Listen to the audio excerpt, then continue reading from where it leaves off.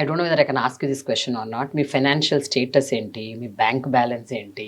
మీరిక్కడికి ఎట్లా వచ్చారు? అంటే you came with some aspiration.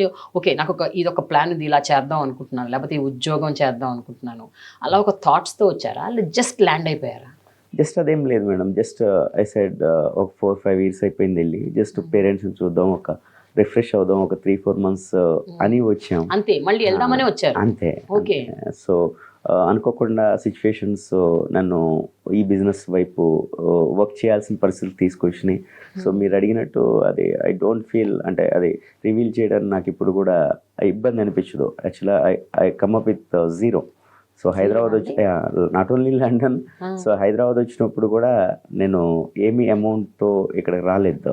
అంటే ఒక ఐడియాతో వచ్చాను తప్పితే ఆపర్చునిటీస్ అన్నీ అట్లా దేవుడు క్రియేట్ చేసాడు. ప్రతి వేలో కూడా ఆ దేవుడి సపోర్ట్తో మెనీ పీపుల్ నాకు సపోర్ట్ చేస్తూ, అంటే మా మార్కెటింగ్ టీమ్ అయి ఉండొచ్చు, కస్టమర్స్ అయి ఉండొచ్చు, ఫ్యూ వెల్ విషర్స్ అయి ఉండొచ్చు, వాళ్ళందరి సపోర్ట్తో ఈరోజు ఈ స్థాయికి యోషితాన్ని తీసుకురాగలిగాం. Yoshita, it's not a brand, it's an emotion.